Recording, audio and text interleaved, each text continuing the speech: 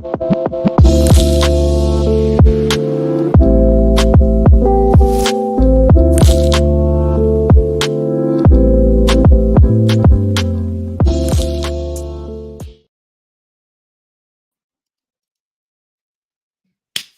going on, everybody?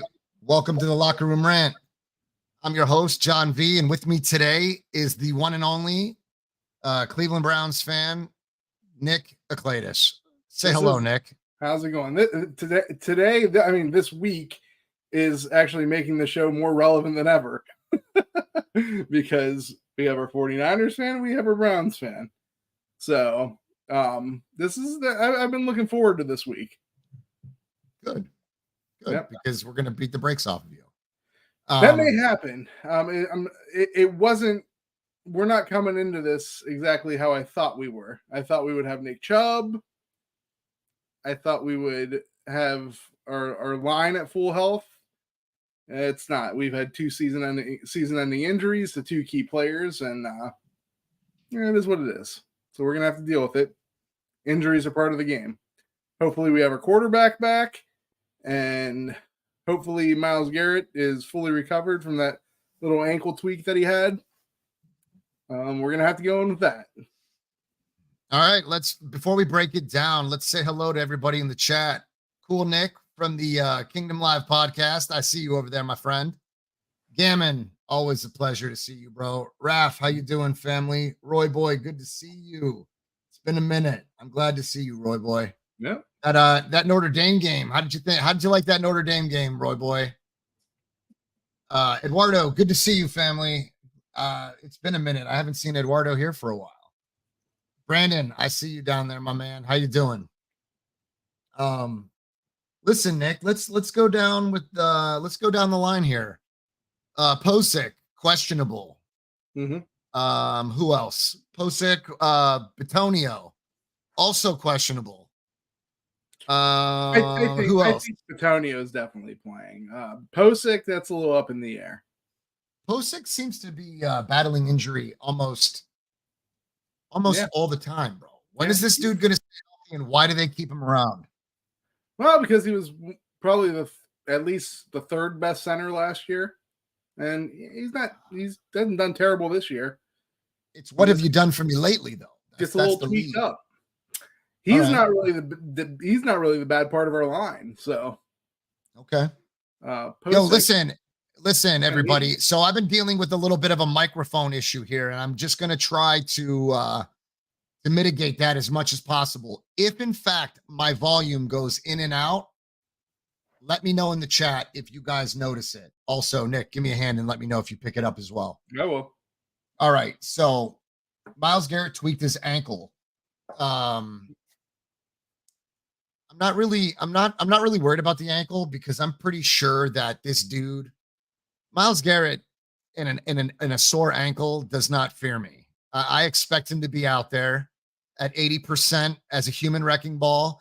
At even 75%, I expect Myles Garrett to be a human wrecking ball. So I expect Myles Garrett to be as intense as he's been the last 4 weeks for you guys. With the bye week, I'm hoping that you guys got some rest.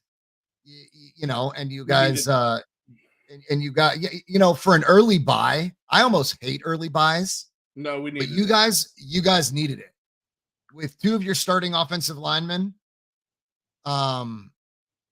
Your star edge rusher, your star running back is out. Even Za'Darius was a little banged up too. That's right. You do have Za'Darius Smith. That's almost nasty. Somebody asked who's going to mark Kittle. I'd say it'd be Za'Darius Smith. We'll probably be trying to. No. I've seen Za'Darius Smith chase down a tight end, bro. Yeah, but if anyone's gonna, Za'Darius Smith and Myles Garrett are gonna be rushing the quarterback. If anyone's gonna, I first of all, I don't think you mark Kittle. I think you have to have a defense that, in its entirety, kind of suppresses Kittle a little bit.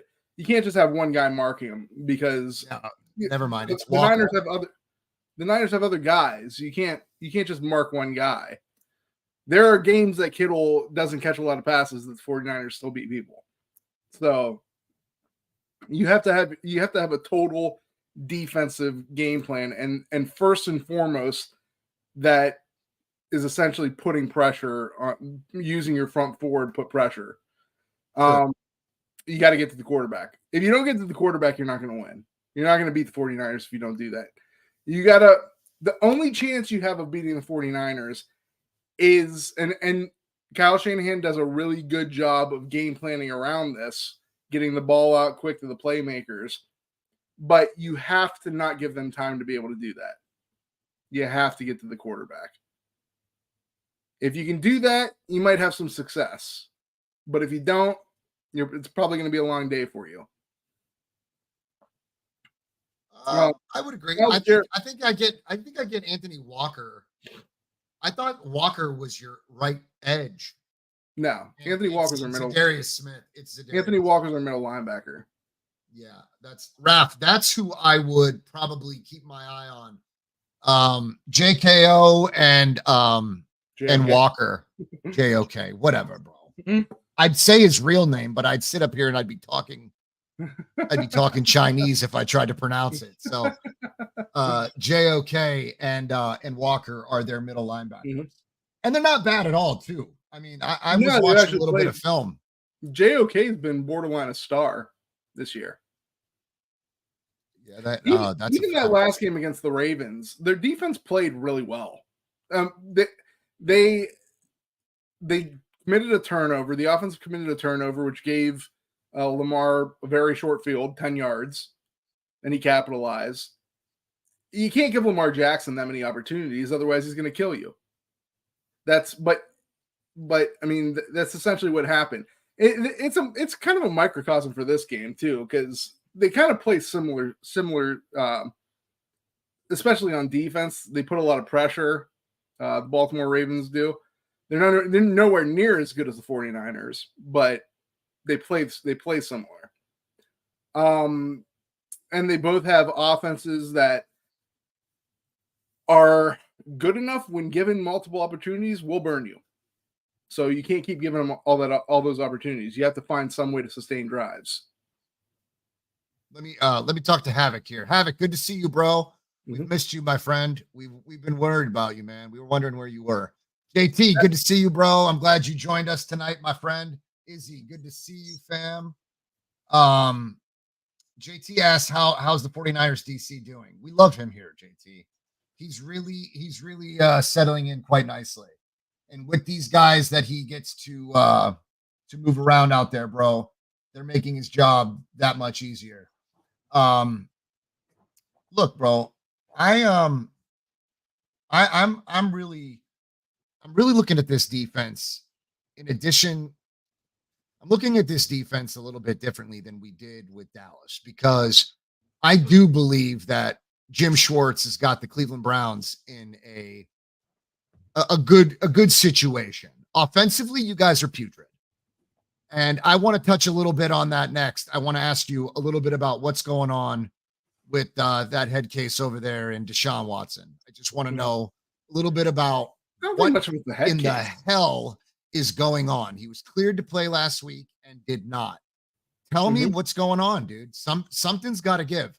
But just before you do, Havoc, listen, bro, I laid that to rest, man. Trey Lance is now a Dallas Cowboy. He's no longer a San Francisco 49er. Therefore, I have no other time to waste. I'm not going to talk about Trey. I will always wish him well. I'll always be a Trey fan, right? But I'm not going to sit here and I'm not going to make excuses, and I'm not going to go on and on and on. However, there's a silver lining in this. Randy Gregory is now going to wear the number 5. So if I can manage to take these 4 Trey Lance jerseys and make them into Randy Gregory jerseys, Randy Gregory will have a fan in me, bro, and some pretty sweet color coordinations too. So Randy Gregory, thank you for taking on the number 5 jersey, and I'm going to figure out how to make it yours. Go on, bro. Tell me a little bit about what you believe is going on with your boy Watson and why he was cleared and did not play.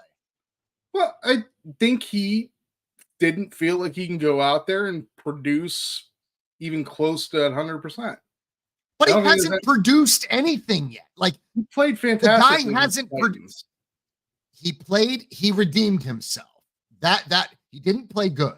John, he redeemed himself. He's played in 3 games this year. In the first game, bad weather game, he outdueled Joe Burrow, a guy who everyone considers pretty good. Okay. Second game, yeah, tough defense in their house. Didn't play well. I'm not going to make too many excuses on that. Needs to play better than that, even if it is a tough defense in their house. Third game, came out and redeemed himself. 2 out of 3 games, he played pretty good. So, I mean, I don't see it that way. It hasn't been. It's been hideous. On top of that, you keep saying like he's a head case. Listen, if he had a bad game against Pittsburgh and then decided not to play, I would be like, maybe there's something there. He had his best game against the Titans. Like, he would probably feel pretty good about himself going out there and playing. Especially when a bunch of people are injured against. What's that? Living up to that contract? I mean, I think it's way too early to decide that. I mean, if you ask me in 3 games played, has he lived up to the contract? No, because the contract would expect him to play as one of the top 5 quarterbacks in the league. I don't think he's played like. But then again, has any of the top quarterbacks really produced at that level? Maybe Mahomes. Maybe. I know a guy by the name of Brock Purdy. Burrow? You heard about him? You know anything about this kid, Brock Purdy? Brock Purdy doesn't have one of the top contracts in the league. He's going to be. Well, eventually he will be. He's on. If he stays on this trajectory, he's going to be asking for Deshaun Watson money. Eventually he'll be paid, and he probably will, and he may be worth it. But yeah, I mean, I don't think any of the top quarterbacks are really producing at as Lamar Jackson produced at that level. No, Lamar Jackson lost a game yesterday, literally threw a game away. Last week against Pittsburgh. Who else? Daniel Jones. Has Daniel Jones lived up to his contract? He's only getting paid a couple million less than Deshaun Watson. So, I mean, none of these guys have proven their worth. If you're talking about the worth of their contract, if you're paid as one of the top 3 or 5 quarterbacks, you have to play as one of the top 3 or 5 quarterbacks to earn that contract. That's how that goes. Now, where Deshaun Watson will ultimately decide whether he earns his contract or how good the Browns are. How many wins do the Browns have at the end of the year? Do they make the playoffs? Are they challenging for a Super Bowl? Do they get far into the playoffs? That's where you're ultimately going to measure his contract. Being said, let's say hello. Let's say hello to some folks that stopped in. Hold that thought. Mm-hmm. Kirk, good to see you, my man. What's going on, Kirk? What's up, George? George, good to see you. Bo, good to see you, Bo. What's up, Bo? We've got one half of the Kingdom Live podcast here, man. Where's Nick? I'm sorry. Where's Scott? We actually had a show last week. It was just, I forget what day we had it. And it was at like noon. So we're never going to do that again. That was a disaster. Yeah, we just felt like we had to put some type of material. I was half asleep. I'm never doing that again. Yeah. All right, go on, keep going, because this is interesting. I want to hear your. Yeah. So it's ultimately going to be on how well they do. Now, that being said, last week against the Ravens, you saw what happened when we did not have him in there. Now, that also brings me to the other point. I think the more important point. I don't really care about what Deshaun Watson does. I mean, he needs to start playing better. But my thing is Kevin Stefanski. Is Stefanski the guy? I mean, obviously, I'm not going to say that we need to get rid of him mid-season, because I don't think that necessarily is going to do any damn bit of good. But after this season, he's got to start proving his worth. He was brought in here because he was thought of as a great offensive mind. And in some ways, he's proven that, but in other ways, he hasn't. When you take a guy like Jacoby Brissett, when you take guys like Baker Mayfield, especially Baker Mayfield as a rookie, I mean, not as a rookie, but as a second-year player, third-year player, something like that, and you make them as good as they were in those respective years, you have to have some type of offensive acumen. That being said, he is the worst in-game manager I've ever seen. When things go wrong, there doesn't seem to be anything the coach can do to help the situation out a little better. All the Kevin apologists that say, well, the coach only does something. No, I've seen coaches make in-game adjustments. I've seen Kyle Shanahan make in-game adjustments. That's something he's very good at, actually. When he's down going into halftime, he is able to make in-game adjustments that gives his team a fighting chance in the second half. So don't tell me it can't be done. And also don't tell me we don't have weapons. Don't tell me we don't have players. Okay? I think Elijah Moore, time, Nick. Physical kid. What's that? I think DTR just needs reps. Regardless of what the outcome of this Sunday's game is, it comes down to the quarterback. You're going on and on about all this. You're crying about all these other things that people. DTR is the backup quarterback. We really don't want DTR playing. But I mean, you drafted him. You hinged the second quarterback spot on DTR. So yeah. I mean, you didn't look. Stop crying about your weapons. You have formidable assets. I'm not crying about your quarterback. Your quarterback play has been weapons. Your quarterback play has been just subpar. It hasn't been subpar. It's been above par. With the exception of the DTR game, and the Pittsburgh game was bad, but the other two games, he's been pretty good. All right. Two out of three games, Watson has been good. He's been better than the other quarterback. Let's see if we can find his passing chart. And we'll see where he's distributing the ball, because I don't see this offense. First of all, you're not first in the division. You should be first in the division. Yeah, well, you guys should be first in the division. That division's all muddled up right now.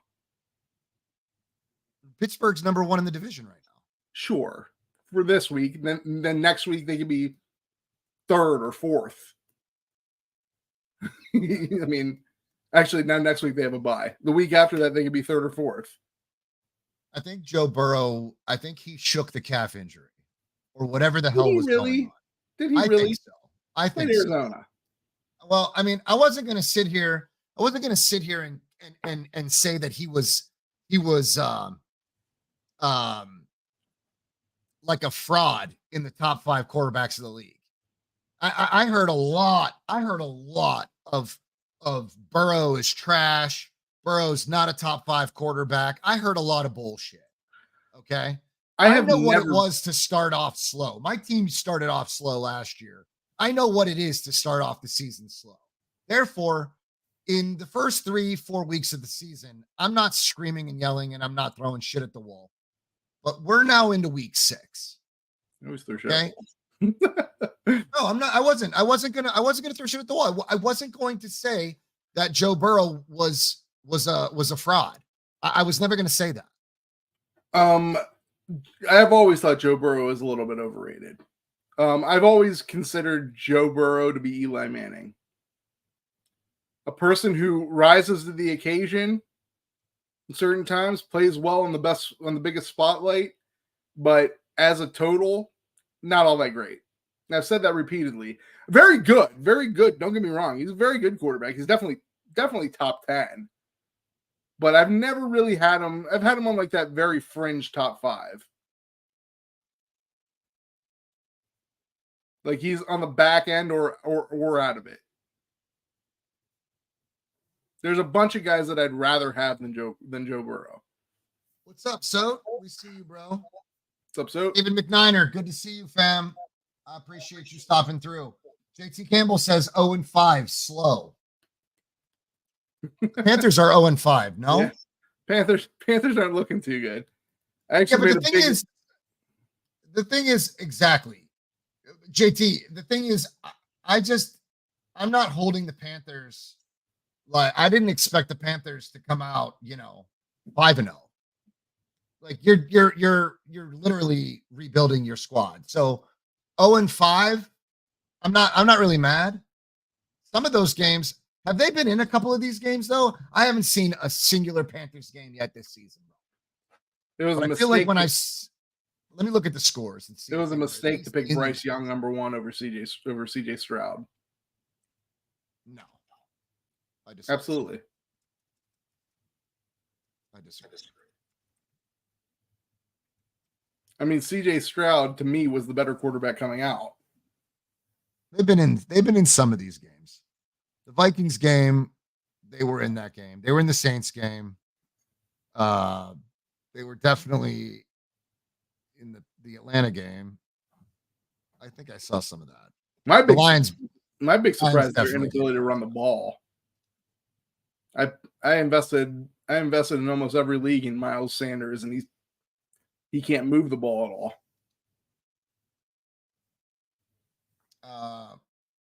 I don't know. I'm not really going to sweat. I'm not sweating. I'm really not sweating the Panthers right now, bro. I'm not disappointed in the Panthers. They're exactly where I expect them to be, if we're being honest. They're exactly where I expect them to be. I mean, you don't expect anyone to go from absolute crap to yeah, but I also see that they've been in some of these games. Like they're not getting blown out. Question is, a couple times. The question is, what are they planning to do about it at the trade deadline? Right now they're probably playing for a draft pick. They're probably going to try and fire sale their older players and try and get a bunch of draft capital. Maybe a Brian Burns. Just kind of questioning. Possibly Brian Burns. He seems like a ideal piece to move. He is an ideal piece to move. He's actually Brian Burns is probably.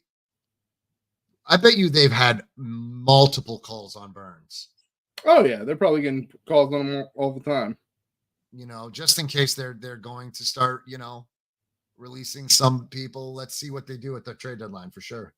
All right, so Jerome Ford, is he still leading the carries, or are they giving him to Kareem Hunt? Well, I mean, it was last week was really the first. Right. I mean the week before too, but Hunt hasn't gotten many carries. So I don't know whether Kevin Stefanski has something against him or what, but I feel like Kareem Hunt needs to get more carries because I feel like he's a better back right now. I like Jerome Ford a lot. I like him, but he's not like Kareem Hunt actually has like very good skill set. Jerome Ford is still like wet behind the ears. He doesn't quite know exactly what he's doing. He's got talent, but he goes down too easily. He's not. I mean, obviously, you're not going to replace Nick Chubb. Let's face it. As Browns fans, we got to face the facts. The Cleveland rushing game is not going to be as strong as it was in the past. For at least it could be formidable, dude. You guys, I like Jerome Ford. I think that he could get you production. It's not going to be Nick Chubb production, but it can be positive production, dude. He can be positive. Roy boy, they do have a third string quarterback. It's PJ Walker. And I think PJ Walker actually gets the start over DTR if Watson's not good to go. Actually, I doubt that. I doubt that. Everything Stefanski said, DTR is still the backup. Is that right? Yeah. I read something today that I believed it would be PJ Walker. And after last week, I mean, I believe that the DTR should get the reps. I do believe it. You know what I'm saying? You know what you got in PJ Walker. PJ Walker's been in the league for a while. He's not that good. Well, I mean, here's the thing. You got PJ Walker, he's been in the league since 2017, Nick. What the fuck are you talking about? What's that? PJ Walker's been in the league since 2017. Yeah. And okay. I think JT could tell me, JT, did PJ Walker have a big game last season? Early in the season, first 6 weeks of the season, maybe? I feel like I read something on PJ Walker. One big game last year. Okay. He had Nick, one big game last year. my point And is then this. fell flat in his face. DTR hasn't had a good game since the preseason. Right? Sure. I mean, he's only played one real game. Okay. Well, PJ Tucker, or whatever the hell his name is, PJ Walker, he gives you the best chance. Period. I guess they changed their mind. It says PJ Walker to start Sunday if 49. I knew you were wrong. I don't even know why I bother listening to you. Well, because Kevin Stefanski says things out of his ass at the start of the week. Stefanski sucks. At the start of the week, it was DTR. At the start of the week, it was DTR. Now it's PJ Walker. This happened today. All right. So can we just ask So? So why is Deshaun not going to play? If he doesn't play, what is the reason? What is he dealing with? He's got a shoulder contusion. Okay. Which is essentially a shoulder bruise. The only problem is it's on his Obviously, throwing shoulder. It obviously is hindering his throwing motion. So that's probably it. Yeah. All right. So JT says PJ played solid with Wilkes. And, that's probably the way to go. If Deshaun's not good to go, that's the way to go. I mean, in the grand scheme of things, it's because you don't like it. You just don't want to talk about it. In the grand scheme of things, no, it's not that. In the grand scheme of things, it really doesn't matter. If Deshaun Watson can't go, the Browns are going to have subpar quarterback play.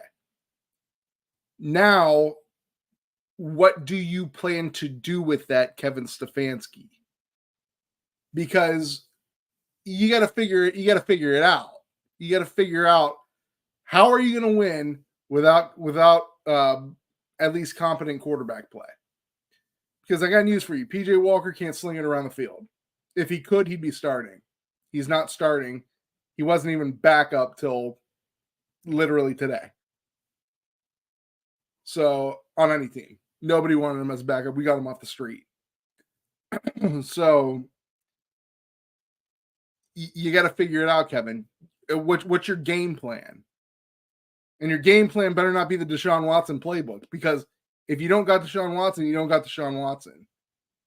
You got to figure out how you're going to create yards, how you're going to get your wide receiver separation, how you're going to get the balls in the playmakers' hands. And yes, we have them. They're there. We just don't know it yet. You're muted. Who is it when you are reiterating, yes, we have weapons. Yes, we have this. Who are you talking to? I mean, I'm just making statements. Are there haters in your if Kevin Stefanski's watching, I don't understand. If Kevin Stefanski's watching this episode of the Locker Room Rant, to Kevin Stefanski, I doubt that's what he's watching that. So this is basically just a statement I'm making. Hi, Laney. Good to see you, fam. I'm glad you stopped through. You should be able. We're looking for the other half of the Kingdom Live, the Kingdom Live podcast. Where's Scott? Hey, Nick, find Scott, will you? Yeah, you should be able to get the ball in Elijah Moore's hands and have him do something. You should be able to get the ball, and I mean, Donovan Peoples-Jones putting too much. You're putting enough to be a playmaker. You're putting too much in Elijah Moore. In Njoku, what the hell are they doing with David Njoku? Like, he has barely been used, and it's been like the simplest of plays. Figure out how to use that guy. That guy's a freak. If that guy was on the 49ers, they would find ways to make him good. That's what I'm talking about. Your quarterback play has been your play calling. Let's go to play calling. I won't even put it on Watson. I do believe that Stefanski's play calling is so vanilla, dude. There's no creativity. There's no motions. It's very dull. He does absolutely no motions, no redirection. He does nothing like that. The most he'll do is he'll try and throw like a freaking reverse that maybe it works, but usually it gets snuffed out and we lose yardage on it. Like you got to be more creative than that, dude. You got to. You got to be more creative. Good to see you, fam. Good to see you. Freaking okay. Sean McVay is doing it with Sean McVay was doing it for 4 weeks with a guy that nobody ever heard of. Are you talking about Nacua? I didn't know who Nacua was. And I pay attention to sports. He's awesome. Nacua is awesome. And I thought that his production was going to drop when Kupp came back. Now they figured out a way to use them both. Yeah, they're just using them both. And the Rams, we talked about this earlier in the week. The Rams are kind of a sneaky good team, right? The league expected them to be bust out. I think they're sneaky good. I think they're a little sneaky. That being said, though, Stefanski's very dull. That creativity is negative, bro. Like the league, have you noticed the league? Have you noticed that there is all kinds of creativity amongst all these young play callers? Mm-hmm. There is all kinds of shit that's happening. Yep. Mm-hmm. Stefanski is literally calling plays like it's 1998, and it's crazy, bro. Mm-hmm. It's crazy. I don't know, man. I feel like though, when we were turning the page, when they brought in Schwartz, when they decided that this was going to be a defensive, the identity of the Cleveland Browns is obviously defensively. Okay. There is no offensive, there's no offensive identity here. There's nothing, there's no one to feature because we're not moving the ball. You guys could run the ball. But if there's zero production from your quarterback, I don't know how you expect to get the run game going. Because I don't know. You can't get the run game going if you can't throw the ball. Because the coach has to have an offensive game plan that keeps the defense on its toes, so you can run the ball. Okay, but if people, even their runs, even the way they run the ball is predictable. You turn into the Buffalo Bills, bro. You're gonna have backs that you don't use because your creativity is subpar or non-existent. Even the way they run the ball is predictable. That's the problem. Even the way they run the ball is predictable. Like the 49ers and the Miami Dolphins, they use misdirection all the time. That's how you get away with subpar offensive line play. That's how you get away with that. You scheme to make the defense think you're going to do one thing and then you do another. But you also scheme to your players' strengths. This is something that Stefanski is not doing. He's not doing neither what you discussed and nothing. He's doing nothing. He's not coaching to his players' strengths. No. Period. No. So one's got to ask, who else is in the room with Stefanski that can help move this along? We got to button this shit up. I don't know. It's been happening for 3 years, so I don't know what. I mean, obviously he's not listening to anyone if there is somebody telling him something to do, because it's the same song and dance for 3 years. This isn't new. This isn't new to this season. What are your captains doing? What's that? What are your captains on offense doing? I don't fucking know, John. I'm not in the fucking approach. You know, that's a good question to ask. Yeah. I mean, yo, coach, what are we doing here, bro? What's the identity of this offense? Because I don't even know what's going on. Apparently, Deshaun Watson had to go in before the Titans game, like the week of the Titans game, and be like, yo, coach, we need to open this shit up a little bit. And they did, and we had one more success. So, man, Deshaun kind of did that already. We just didn't get to see it the next week. But either way, the play calling is still very, very, I don't even want to say boring, because sometimes boring is good. Sometimes boring is fine. If it's working. Not good for me. I can't. If it's working, I'll take boring if it's working. But what I can't take is predictable, where a team like the Steelers could just rush every single damn player and there not be a consequence to that. That's what I'm talking about. And I fear then the San Francisco 49ers are going to do the same damn thing. There not be any consequences to that. Like, that's my big fear. Do you think I they'll have two blitz the fears. shit out of Purdy? I have two fears going into this game. Do you think they'll blitz? Do you think they're going to blitz a lot? They absolutely should. I have no Giants. The Giants blitzed over 80 times. Yeah, but the Giants don't have the talent we have. That's what I'm saying. Yeah. The Giants don't have the talent that we have. And let's be frank, the Giants actually had like a decent game. Their offense is the reason they lost that game. Their defense is the reason they lost. They lost because their offense was stagnant.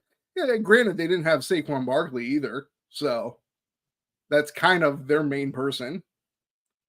So, I mean, it's kind of expected that the Giants would have a rough time moving the ball against a very good San Francisco 49ers defense. But, I mean, yeah, we have more talent on the defensive side than the New York Giants do. Cool Nick. That was literally, Cool Nick pretty much took the words right out of my mouth. I was going to say he's predictably a badass as well, but that's fine. That's pretty funny. That CMC got shut down last game against the Cowboys. He had 2.7 yards. I think he averaged 2.7 yards. Listen, but you know what? Last year when we played Dallas, CMC I think he was getting a little over 3 yards a carry. So that being said, we knew that Dallas was going to shut down CMC. It was ideally it was the 3 touchdowns to Kittle. I didn't see it coming, but I kind of thought it would, because Debo and Kittle always play well versus Dallas. And I know that Dan really needed both to play out in that league, and I think he did. I think he did get what he needed. Big Doug, I don't know what's going on over there, man, but I see that you may have picked the Raiders. What are you doing picking the Raiders? Pick the Raiders for oh my god. What? Your friends over there at the Kingdom Live podcast are going to lose it.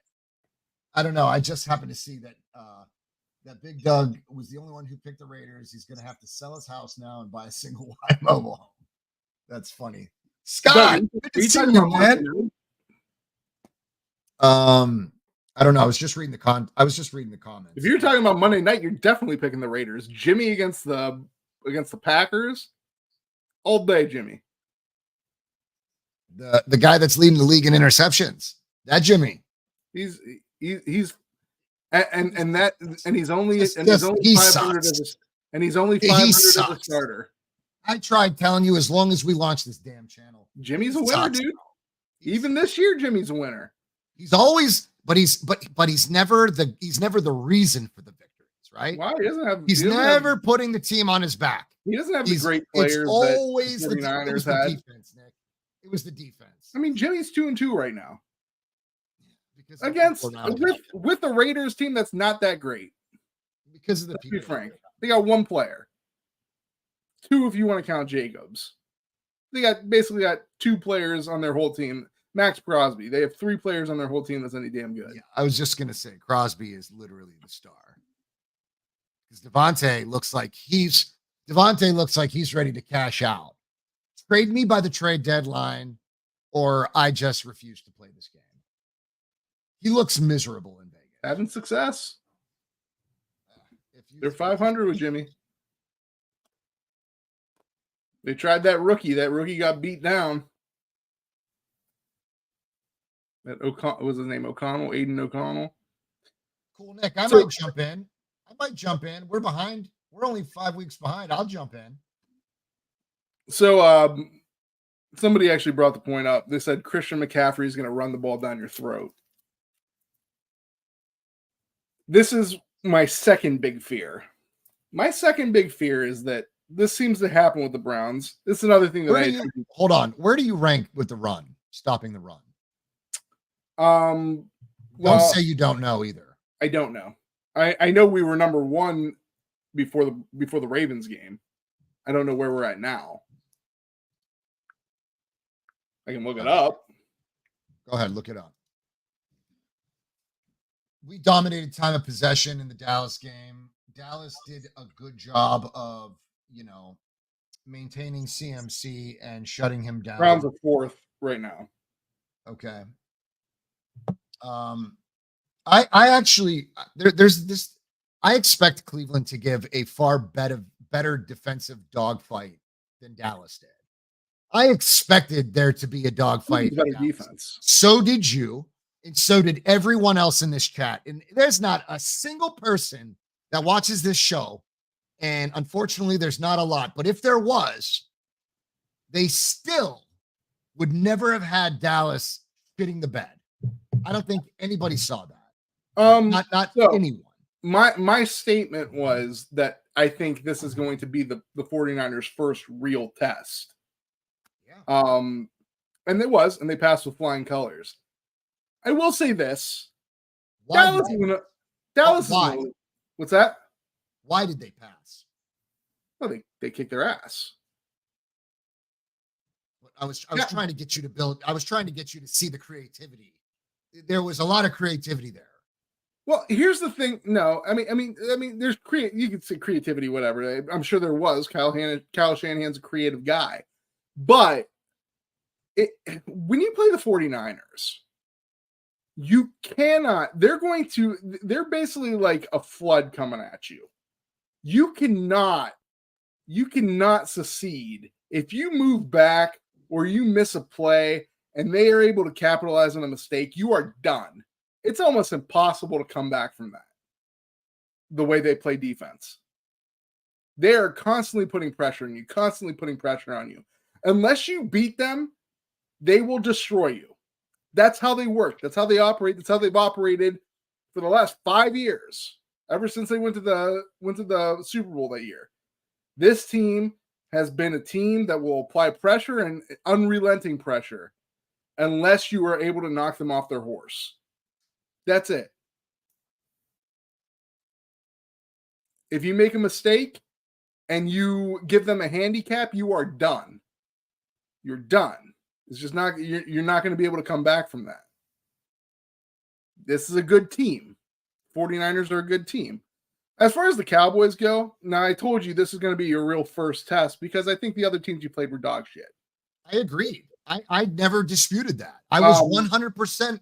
I was 100% agreeing with that. That being I thought that they would definitely test this team. I thought they would test Wilkes. I thought they would test Purdy. I thought they would test Ayuk and Debo. I expected them to shut down CMC. That was no shocker to me. Okay. But I just expected a far tighter dogfight. Like I expected to see two defenses battle it out. When the Cowboys keep giving you the ball, that's what I'm talking about. You can't make mistakes against this team. That's why the score basically showed the turnover battle. Yeah. They basically, it mirrored that. If the Cowboys were able to protect the ball a little better, it would have been a little better of a fight. That being said, I'm not a huge believer in the Cowboys. I think they're among the best teams in the NFC, but I only think there's like a tier of like 3, and you're one of them. I think there's only like 3 good teams in the NFC, really good teams. Like I'm talking like legit Super Bowl potential teams. And I would have that as the 49ers. I would have that as the Eagles, obviously, even though they're kind of underwhelming this year. They're still undefeated. And honestly, Detroit's looking pretty good. I was just going to say Detroit. I think like they're probably the 3rd best team in the NFC. But we talked about this in the offseason also, Nick. We talked about Detroit, and we knew what they were doing there. We said that they were going to be they were a sleeper team. I don't even think they had to be a sleeper team, to be honest with you. I think we just expected them. We've been watching how they drafted, and we watched the moves that they made, and we thought that this team would be sneaky good. They are. I think that Detroit is a very good team. They're balanced. They're very balanced. They're young, but they're balanced. Cool Nick from the Kingdom Live podcast says, do you think the team can sustain this level of play all year, JV? What's up, Vince? I see you, bro. Thanks for I'll joining us, answer it. man. I see no reason why they can't. Nick, I'll tell you, that question has been asked quite a few times, and judging off of the past, we get banged up. Yeah, we get banged up. There's no doubt about that. But I do believe that we can sustain this level of play. I do. I just don't know if it's going to be with CMC constantly. I'd love to see Kyle use Jordan Mason a lot more. Spread that ball amongst those running backs. Get Elijah Mitchell involved if that dude's legs can stay intact.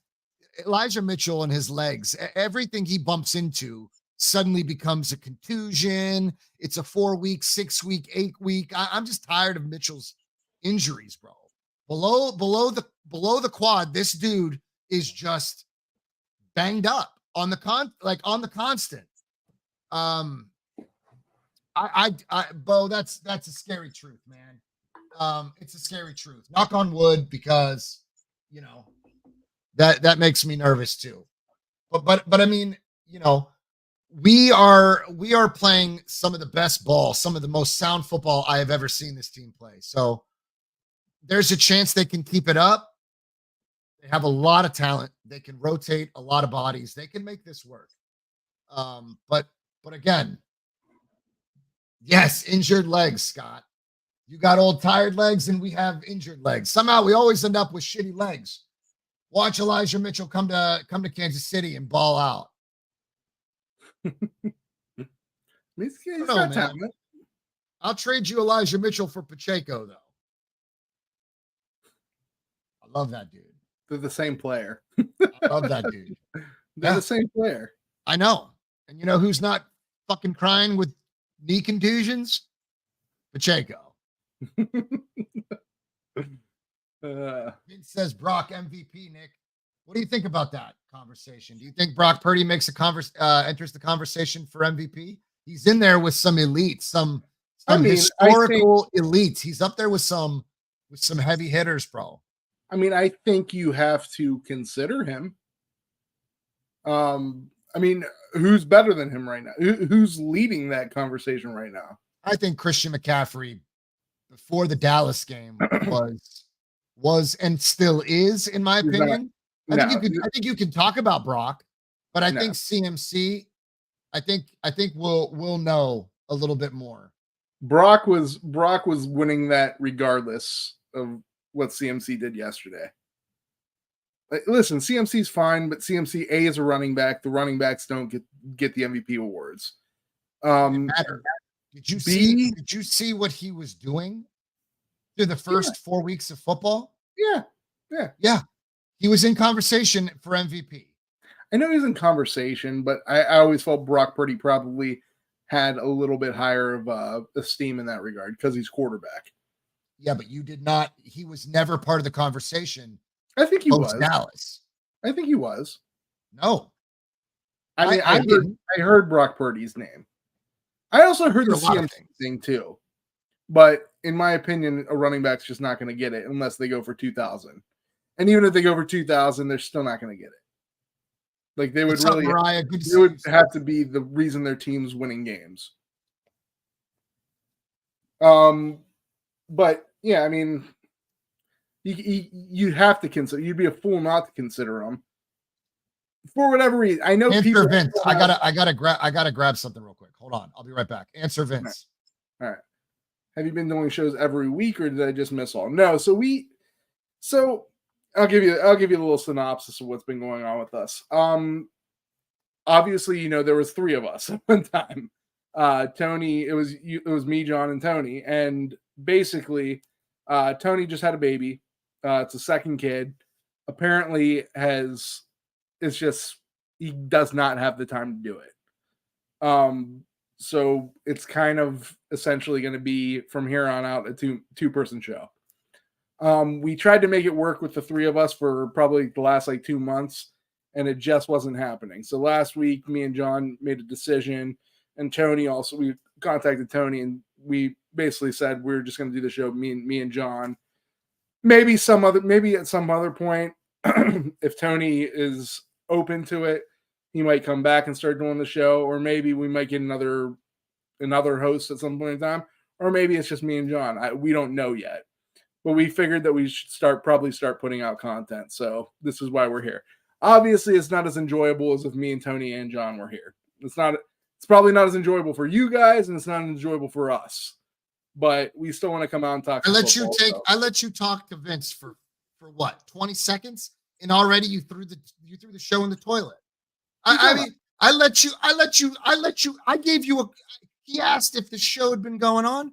I come back to you just being so fucking Debbie Downer, bro. It's not Debbie Downer. It's just obviously people want to see all three of us, and then there's not all three of us. So I got news for you, bro. It's not a fucking beauty pageant. It's a sports show. Okay. So we decided that we wanted to start producing content again. So me and John decided that we were going to do it us two for the time being. All right, let's get back to it because you're killing me, bro. No, don't leave next time. All right, so don't leave next time. Don't have me answer Vince. I almost never want to leave. I don't want to let you make a decision. You know what? Let's just get this straight. I don't want you to do anything other than answer the questions. I did. Don't talk off topic, because the next thing you know, you'll be over there fucking selling shit. You'll be taking donations. Just stick to the script, bro. All right. Is it crazy? Is it crazy to predict your do you want to predict AFC, NFC, or do you want to hold that off for another few weeks? We'll hold that up. We'll wait till about mid-season for that. All right. Did you have a favorite game this week? Yeah, obviously. Which was your favorite game this week? I've been looking forward to this game from the moment it was announced. The Browns game? 49ers Browns. I'm saying, did you have listen to the words that I'm saying to you, brother. Did I have a favorite game Did you have a favorite game this week? Yeah. Yeah, you had a bye week, so you got to sit back and watch the rest of the league. Yeah. I had a favorite game. It was the Pittsburgh Steelers versus the Baltimore Ravens. Okay. All right. It was a good game. It was a entertaining game, and also the outcome that I want. Huge mistake. So huge mistake. I let him make one decision. Next thing I know, he's packing up the show and he's selling it for pennies. Yeah, the outcome happened that I wanted. I wanted the Baltimore Ravens to lose. It pains me to root for the Steelers, but I had to do it. And now we're all knotted up in the division essentially, with Cincinnati trailing right behind. Laney, it's Tony's just trying to navigate the life of a dad with two kids, a newborn and a 4-year-old, 3-year-old, 4-year-old. Nonetheless, he's trying to find time to sleep, eat, and function as a human being. And the show was just not part of those plans, at least not for now. I know Tony misses the show. I know he misses doing it. He told me so. He'll definitely join us at some point. He just has to settle in. And this season, what are you having these? What are you shouting? So, Fish Whisperer, he can hop on and guest host some week. We'd be glad to have you. 100%. I actually plan on asking you guys. Nick and I were going to take you up on that Kansas City Chiefs locker room rant collaboration. Let's do it again. I really enjoy it. Definitely, Scott. You always have a chair at the table, bro. All right. So you don't want to call out your AFC predictions and your NFC predictions. That's fine. I won't either. I'm terrified of predictions. I don't even bother. I don't do score predictions. I can predict the NFC. More than likely, the top two teams are going to be the Eagles and the 49ers. Yeah, I got to go. Listen. Let me ask you a question. Do you think that San Francisco can remain undefeated until they see Philadelphia? I mean, absolutely. They could also lose this week. Trap game? know if it's necessarily a trap game.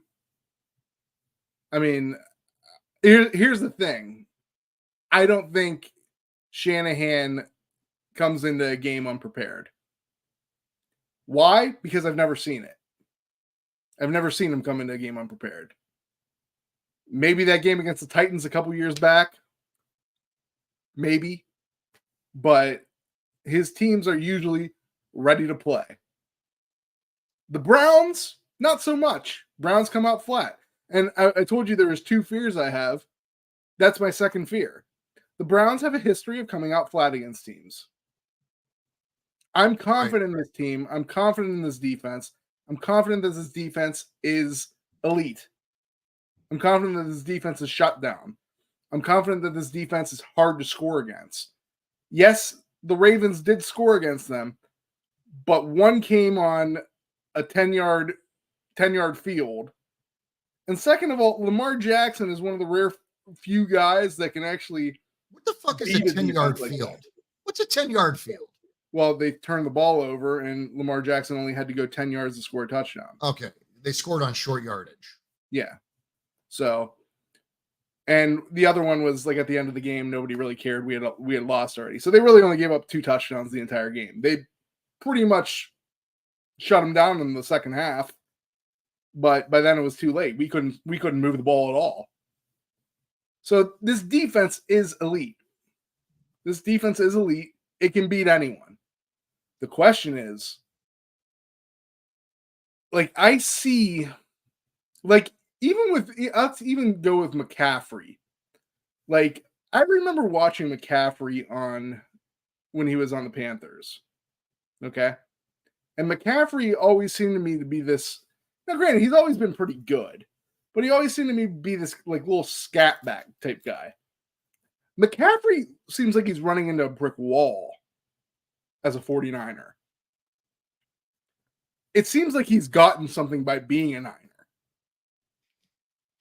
The Niners aren't going to come out flat. They're going to hit you. You're going to have to tackle McCaffrey. You're going to have to punish the San Francisco offensive line. Because while I don't think they're talented, they sure as hell play hard. That's how they're able to go with substandard talent on the offensive line. That's how they're able. Obviously, Kyle Shanahan's mixing in the misdirection and all that other stuff, and the quick passes and getting the ball into the playmakers' hands real short and getting the yak, because they still do that. But the system, the scheme is predicated on yak yardage. Yeah, it's predicated off the run. That was a minor thing of what I'm saying. What I'm saying is the 49ers are going to play hard. Their offensive linemen that don't have that much talent, with the exception of Trent Williams, still punch you in the mouth. Okay? So you have to be prepared to punch them back in the mouth. It's coaching. So I'm hoping, this is just me, I'm hoping that they got their ass whooped last week. They have a little bit of a bad taste in their mouth. They got healthy and they're focused. If that's the case, then they got a shot. If they don't and they come out flat, they're going to get steamrolled. We don't play well in the rain. We don't play well in the rain. It's supposed to rain all fucking day. Mm-hmm. Okay? So we'll see how much. Bring your best running back, because it's going to be that kind of game. Mm-hmm. That's it. I think we're going to see a stable of backs giving it their best. I like. Go ahead. Deshaun Watson plays this week, and I would expect him to. I expect him to be there. I expect him to. But that being said, they got to keep his ass upright. Yeah, so they got to keep his ass upright. Otherwise, they're just going to re-injure that shoulder. He's going to re-injure that shoulder, and he's going to miss more time. It almost makes you wonder, do you really want to put him out there versus San Francisco this week? I do. This is the most important game. I want you to. This is the most important game of my season. Nick, unless we make the playoffs, this is the most important game of my season. Listen, it's exciting to play you guys. I am excited. But I'm not nearly as excited as I was, because you guys are all banged up. You guys are all banged up. No. And I hate I don't want to hear your fucking excuses. I mean, there are no if we beat the brakes off of you, I don't want to hear you say, well, and that's why I want to play you with your best players on the field so that we get the best Cleveland Browns football team and not DTR or PJ Walker or whatever bum that walked in that you traded a bag of Doritos for. I want to play your best players. If Deshaun Watson doesn't play, there will be an excuse. If there is no excuse that we lost Nick Chubb, we're not going to have Nick Chubb. Our team doesn't have Nick Chubb right now. For the rest of the season, our team is Nick Chubbless. There is no excuse for not having Chubb. Okay, but I would have loved to have seen that. If Cleveland is, when's the trade deadline? Is it the end of this month? Yeah, it's 31st, 30th, maybe the 30th. I think. Don't guess if you don't know. Let's just say, for the sake of conversation, it's at the end of this month. If the Browns are 7, what are they now? 2-3 or 2-2? 2-2. 2-2. Do you think that they trade, and they don't have any capital to make any trades right now? They have capital. A running back's not going to cost you much, but the only question is, what running back are you going to trade for? If that's what you're going for, you're going to trade for a running back. I was going to ask you, do you think that they try to make noise for a running back, depending on the severity of Deshaun's shoulder? Do they go after a quarterback, somebody that could be a formidable backup, that can hold it down until he gets situated? Because here's the thing, bro. And this doesn't have anything to do with the Niners game. It's just moving forward in your season alone. Yeah. I don't want to see Stefanski force him out there, putting him in a situation where he re-injures himself and it sticks around for the next, let's say, for the next 4 weeks, 5 weeks. Like, I mean, here's the thing about a contusion. A contusion is a bruise. Sote said it was rotator cuff. Rotator. I don't know if he was just fucking with you.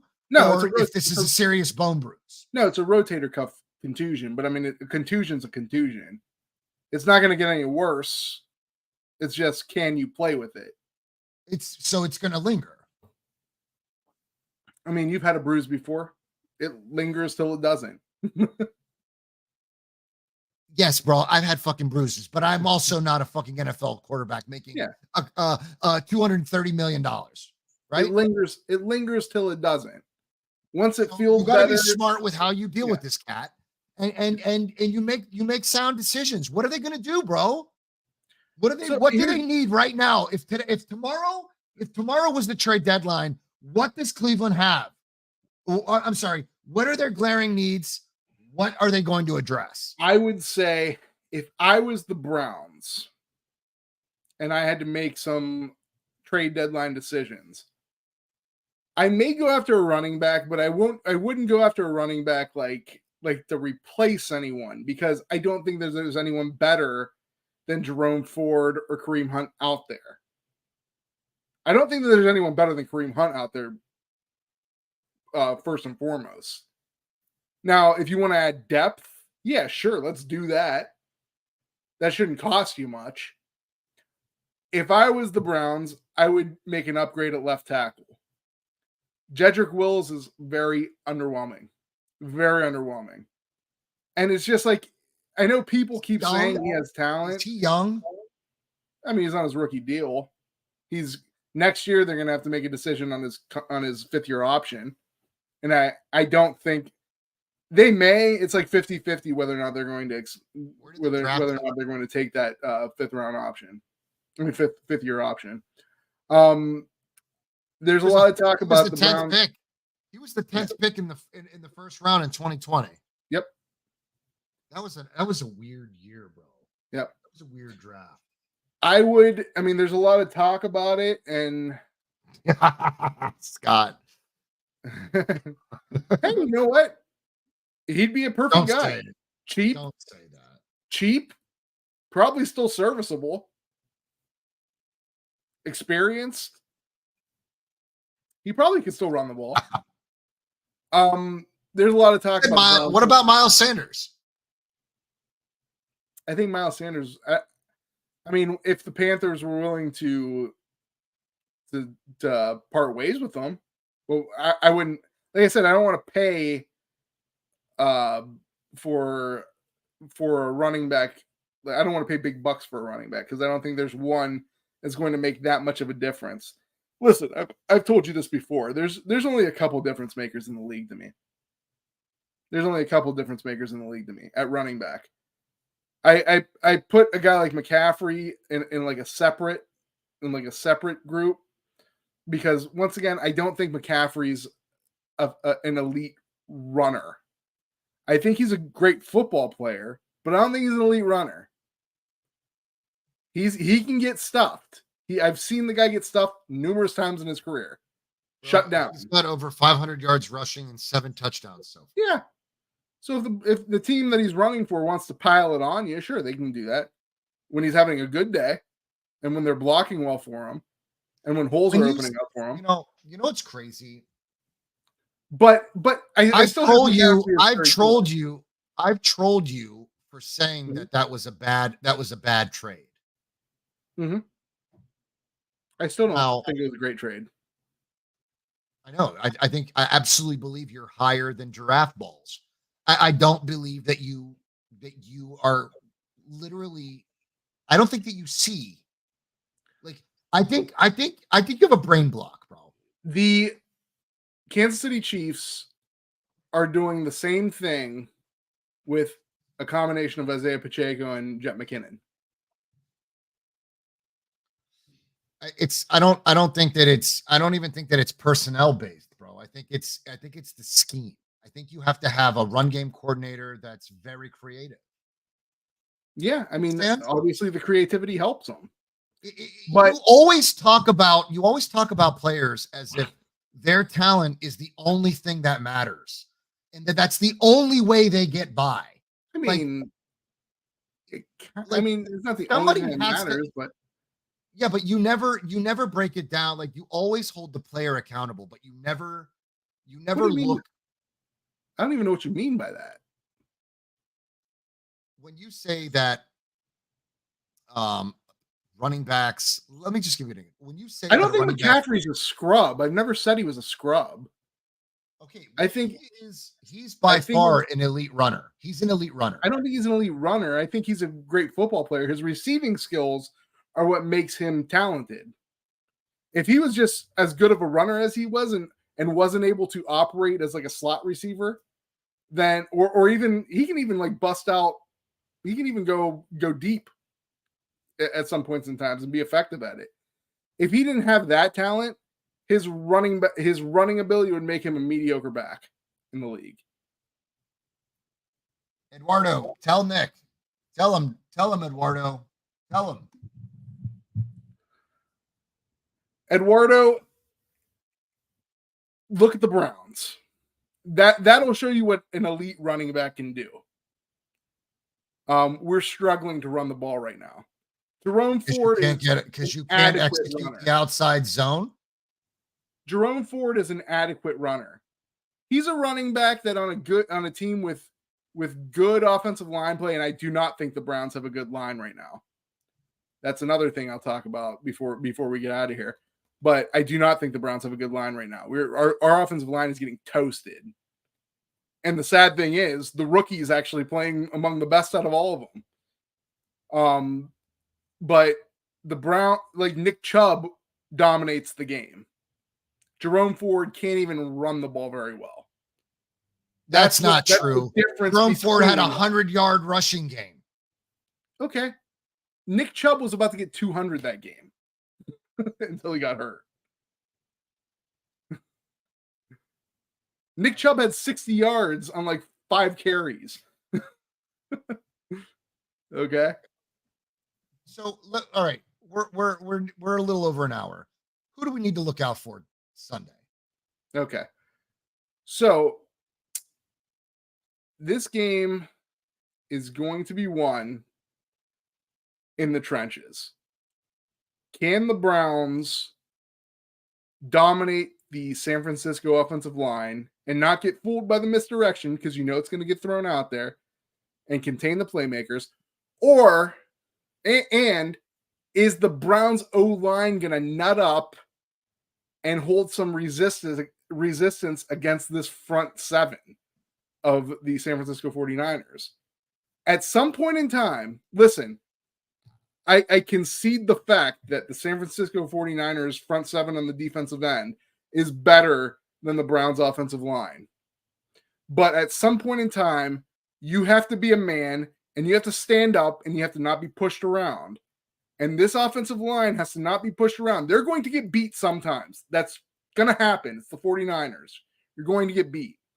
But at some point in time, you're going to have to nut up and punch this team in the mouth. Big Doug. Big Doug is really, you're going to have to get a little bit more creative for Big Doug. Big Doug, I'm giving the simplistic answer because it's the right answer. I think that's where this game's going to be won on. This game's going to be a defensive battle. What defense can hold up? Now, can the Browns stop the pass rush? If they could stop the pass rush a decent amount of time, they'll win. Can the Browns get to Purdy? If they can, they'll win. I don't think it's a long shot that the Micah Browns Parsons had a hard time. Lawrence had a hard time. Van Der Esch had a hard time. There are some prolific players that, Nick, some of these guys were trying all at the same time. You understand that, right? I get it. I mean, Myles Garrett's great, but he's also got a bad ankle. And although that still frightens me, I don't know that how still serious frightens his me. injury is. I mean, regardless, Myles Garrett he frightens me because I was afraid of TJ Watt, but I fear Myles Garrett far more than TJ Watt. Yeah, Myles Garrett is the only player on that team that I respect whole fucking heartedly. No, I mean, there's other good defensive players on that team, John. I do like Delpit, and I know you have Newsome. You have Newsome. Denzel you have Ward, a great secondary. Denzel Ward's playing at a ridiculous level right now. Yeah, but it's Myles Garrett. He's the best cornerback in football. I really like Myles Garrett. He's the best cornerback in football. Martin Emerson is playing ridiculous as well. Greg Newsome is one of the best slot corners in football. JOK is playing. I was kind of like unsure about our defense, about our linebackers, even though I've always been a JOK fan. That's been on the record. JOK is playing at an all-star level. He's all over the field making plays. And then you add in our defensive line, Dalvin Tomlinson, Darius Smith, even the holdovers from the Joe Woods nightmare, like Jordan Elliott, he's playing good. Maurice Hurst is playing good. I mean, the Browns have a ridiculous defense. Cool, Nick. I bet the team that scores more points wins. Cool, Nick. That may be more insightful than Nick's previous comment. I don't know. Big Doug, what do you think? Who wins the more insightful comment? Nick, who do you have winning this game? If I was a betting person, I would bet the 49ers are going to win. And if you're a selfish, stubborn old man who's set in his ways, I mean, the thing is, I think the 49ers are going to win because I think right now they have the better team. But I think if the Browns play up to their potential, I think if the Browns play a Titans game, I think the Browns could beat anyone. I think the Browns played like they did against the Titans. They could beat anyone. If Deshaun Watson is falling on his ass, throwing the football backwards, you ain't beating anybody. I don't give a shit how good his numbers are. I've seen QB numbers that are 250 yards, 2 touchdowns, and 3 interceptions, and lost the game. If Deshaun completes 85% of the same numbers and win the game. If Deshaun completes 85% of his passes, doesn't commit a turnover, and throws 2 touchdowns, the Browns are in good shape. But I'm trying to tell you, I have seen quarterbacks put up those numbers, just as you said, and still lose. Okay, but that's usually because they have a bad. Deshaun put those a lot up in 2020 and lost a lot because their defense stunk. That's not the case with the Browns this year. That's half the problem, though. Everybody that has Deshaun has this. I don't even know what to say, bro. It's almost like you guys have these false expectations that he's just going to revert back to who he was. And the Cleveland Browns organization paid him a fuck ton of money based off of those I don't know, projections, I guess, because you didn't have dirt to go off of. So you projected. So this is what I'm saying. This is how stupid this organization pursued this. They projected stats that they felt would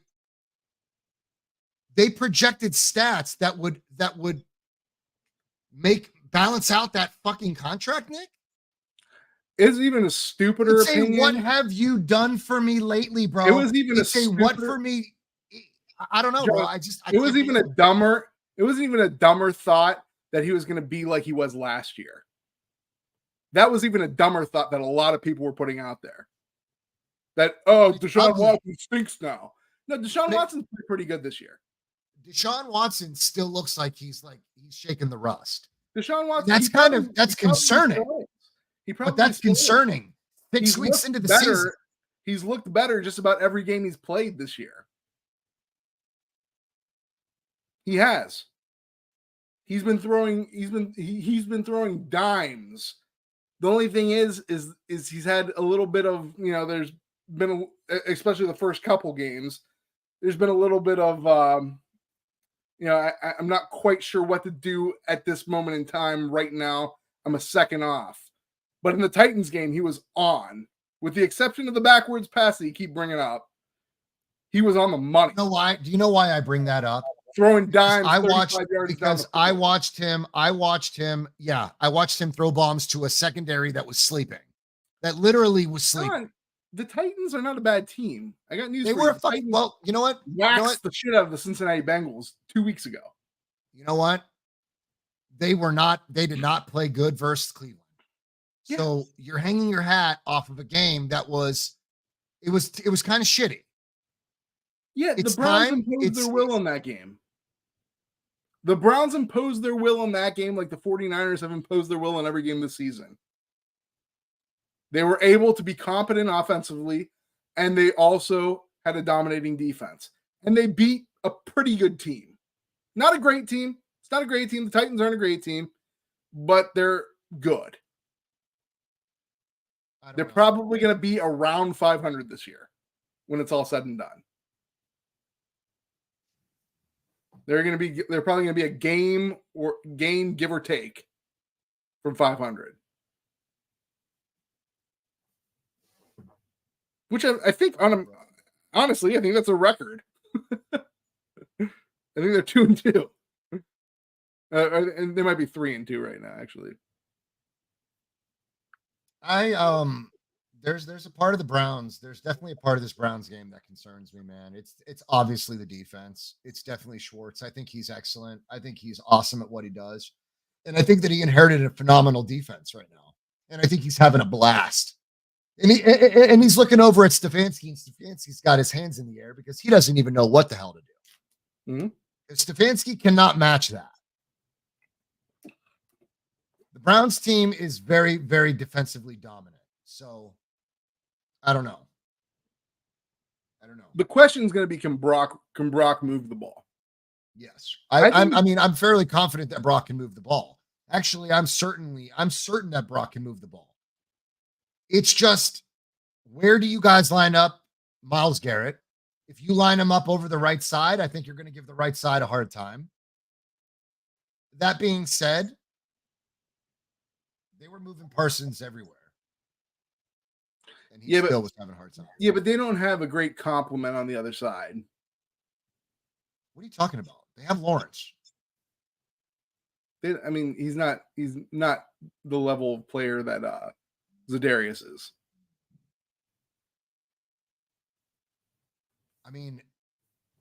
And on top of that, the middle of their defensive line is not nearly as good as the Browns. Nick, the Dallas Cowboys defense is among the league's top defenses, and the Browns are nowhere to be discussed. No, Right they got shit smashed by the Arizona Cardinals. Okay.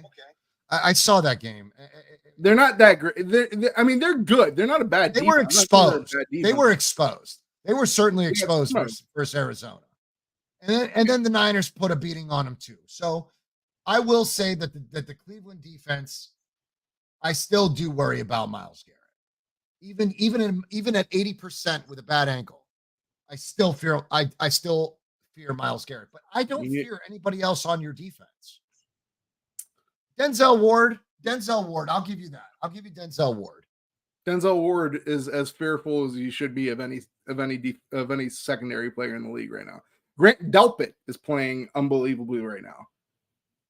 Grant Delpit might be the best. Grant Delpit might be the best safety in football right now. No, he's not.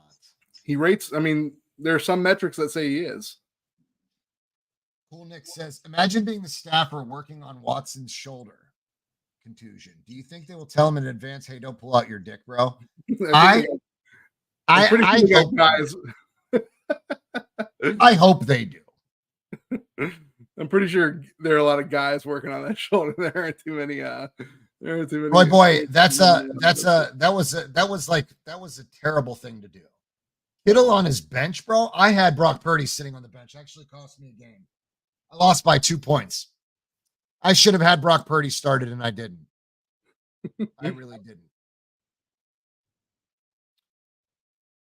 The Texas Rangers just eliminated the Baltimore Orioles. Congratulations, Eduardo. Congrats, brother. I hope your Texas Rangers win it all. Yep. They really do, man. Baseball's over for us. Else in it.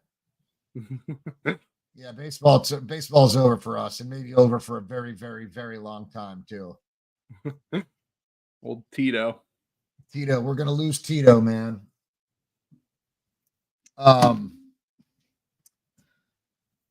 guess we covered it all, bro. I think we know who. I think I know who the playmakers are in Cleveland. The secondary is definitely. I actually hope that Cleveland gives this team a better matchup than Dallas did, because I think a lot of people are actually expecting it. Do you know what the spread is, by chance? I'm pretty sure the Browns are heavy underdogs. How heavy, I don't know, but I think I saw that exact statement somewhere on like a news article. That's very true, Cool Nick. Having a team in the postseason is a ton of fun. I'm afraid that Cleveland baseball is not going to be the same. I'm afraid. I'm very much afraid of that. Big Doug said 4.5 favorite. Wow. Cool Nick is giving us wisdom, while my Nick is giving us, he's giving us, entertainment. That's a good one. That's a good one. Good one, Big Doug. Always appreciate Big Doug and Laney joining the show. Well, you have any questions? Not really. No. Nope. I think go over some of those stats of the Dallas game. What's that? If you want to, dude. I'll. Can I give you a couple takeaways from this Browns game? I think we're going to dominate. I think we're going to dominate time of possession. I think we're going to dominate time of possession. Well, to dominate time of possession, that's going to mean that you're going to need you're going to beat our defense more often than not. We're going to beat your defense more often than not. I mean, our defense is good.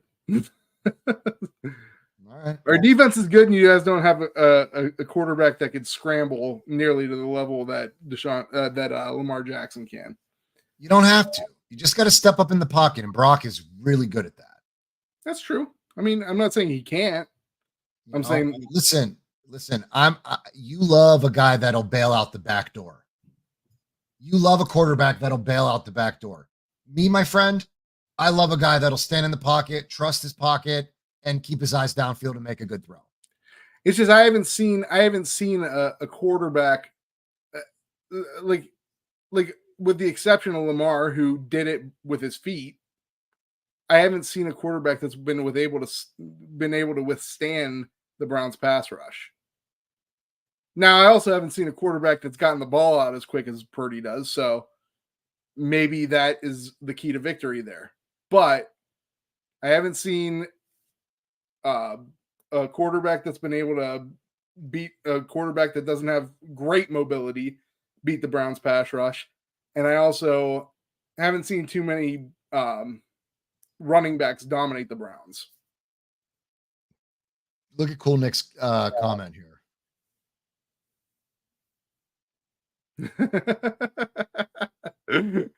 Scott believes he has a better defense. Now I do have a question, actually, now that you brought that up. What are your thoughts about that Taylor Swift thing, Chiefs Kingdom Live? I love it. Oh my God. I've never been a bigger fan of a celebrity couple in my life than Travis Kelce and Taylor Swift. Well, that's because Nick's a Swiftie. I don't know. Did we ever tell anybody that you were a Swiftie? It's also because I think that like a lot of people hate it, which I love. Not denying it. Get pissed off over things that really definitely don't matter.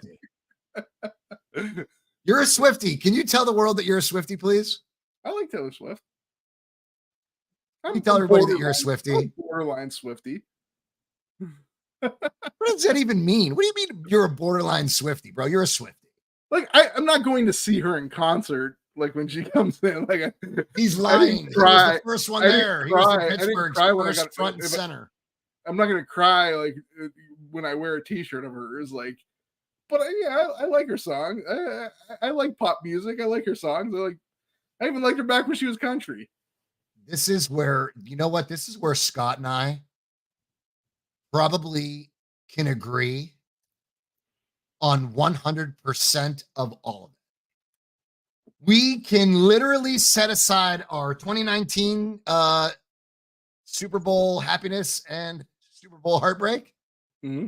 And we can literally focus on one topic. I would absolutely love for next week's show to share with Scott and the fellas at the Kingdom Live. I would love to hear Scott's take on all of it because I see it as a bit of a distraction. I know that Chiefs Kingdom is loving it. I know they're eating it up. I know there's a lot of folks that love it. But this is a fucking championship football team, and they really don't have time for distractions. And Taylor Swift is all a distraction. Distraction, though? I feel like it adds 100%. I feel like it's adding momentum to them. I mean, it might be, but momentum can it both can be true. I think she could be adding momentum and still being a distraction. I feel like the more the momentum, the bigger distraction. I feel like it's brought an energy. I feel like it's brought an energy to the games. I feel like the Chiefs have gotten like a jolt because of it. Nick, do you count how many times they point the camera at the box where Taylor is? Oh yeah. Especially when Kelce scores a touchdown. It's amazing. Do you feel that it's forced? Do I feel that it's forced? I've always feel that Kelce has to be. Here's the thing. Kelce 8 times out of 10 is going to score. But with Taylor Swift up there, I feel like it's forced. I feel like he almost has to be fed the ball to get that touchdown. Right? I mean, did he get a touchdown last week? Yeah, and I felt like it was forced. Force it. If he could force it. I don't like that. That's where the distraction is. That's where Taylor Swift is taking away from the game of ball. I feel like the Chiefs have gotten stronger since T Swift came in. I feel like the Chiefs have gotten stronger. If I was a Chiefs fan, I would be all for it. You just don't want the breakup to happen right now. You don't want the breakup to happen like week 16 and her write a song about Travis Kelce. You don't want that to happen. You want that to happen in the offseason. But for right now, you want to ride this thing out. I mean, in all honesty, it's giving people that couldn't give a shit about football, like they're No, Chiefs fans now. don't say that, because you know what the bullshit is? My wife did it to me this week. She told me that Taylor Swift made Kelsey relevant. I mean, she didn't make him relevant. There's actually like a funny skit with, I put it on my I know, Snapchat. I know, and I don't, and I the husband's like, "What are you talking about?" He's like, "You don't live in reality." But anyways, but I mean, let's face facts. The guy has the highest selling jersey, and it's not even close right now. What do you attribute that to? What do you think? Football fans just all of a sudden started buying Kelsey jerseys? No, Taylor Swift fans started buying Kelsey jerseys. I don't like it. I don't like it for the Kansas City Chiefs. I don't give a damn. I'm happy for Kelsey. The guy's happy. I'm happy for him, but I don't like it for the Kansas City Chiefs. I'm not 100% because it's a distraction. It's a distraction, and where that distraction ranks, it's good for revenue. It's good for jersey sales. My wife keeps bringing up the fact that he has 1 million followers now on social media. He doesn't fucking need 1 million followers on social media. We don't need that shit. That's a distraction. It's all a fucking distraction. All I'm saying is this. I've been kind of like on the fence whether or not this is actually a real relationship or not, or if this was songs, or if this was co-opted by somebody. But if somebody actually planned this as like a marketing scheme, fucking geniuses. Who would have thought?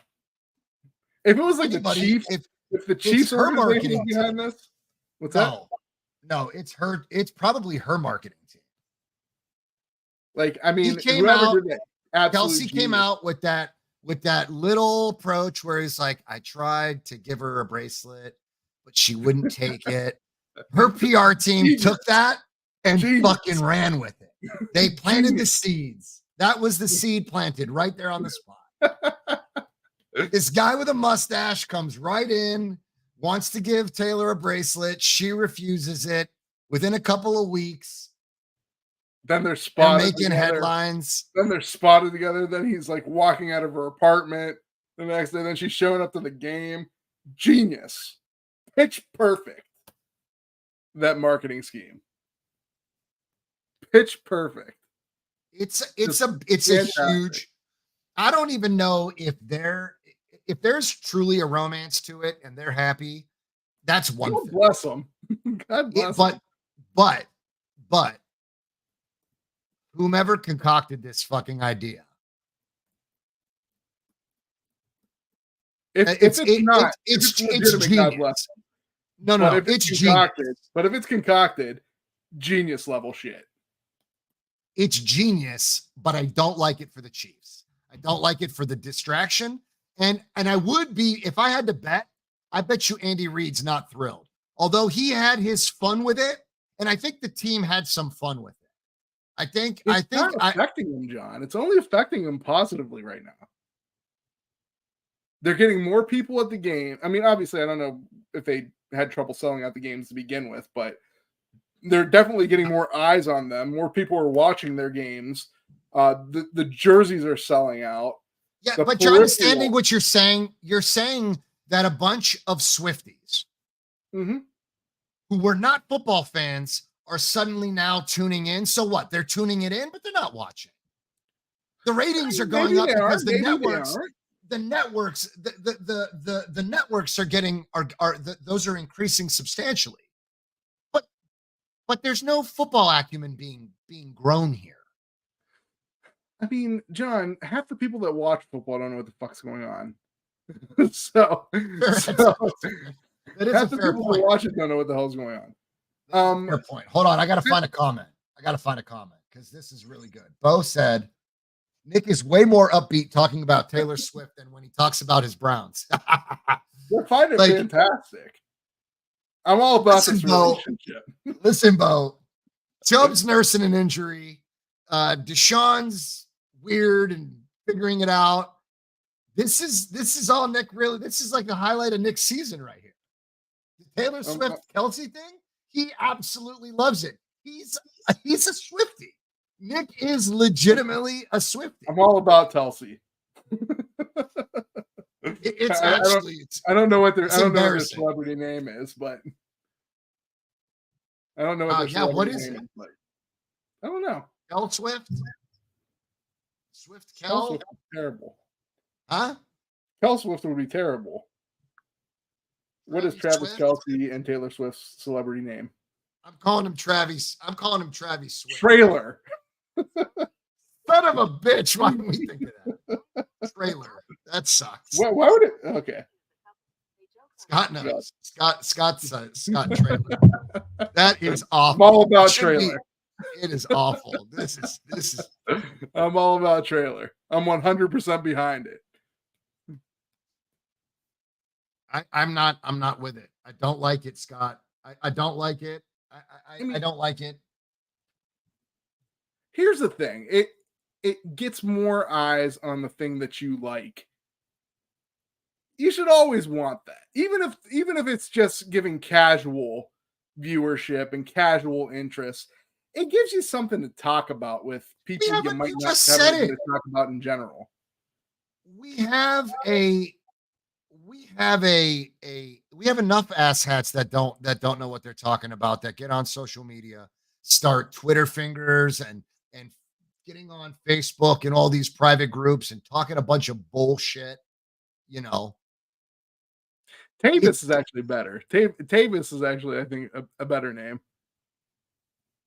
Not a fan. Motto tune. What is my volume fucking up again? No, you're fine. Has the mic been consistent? I feel like I don't think it's been too bad. There might have been a couple times where you kind of went in and out, but it's been fairly decent. Why is it insulting to Kelsey? Why is it insulting to the Chiefs? I mean, it's not like the Chiefs didn't get any coverage. They've been among the best teams in football for like the last 4 years. Yeah, but I don't think they needed it. I don't think that the Chiefs needed Taylor Swift's. I think they're crying to the bank as all their jerseys are being sold. You got to understand too. It also increases the other players too. It increases Mahomes' jersey sales. It increases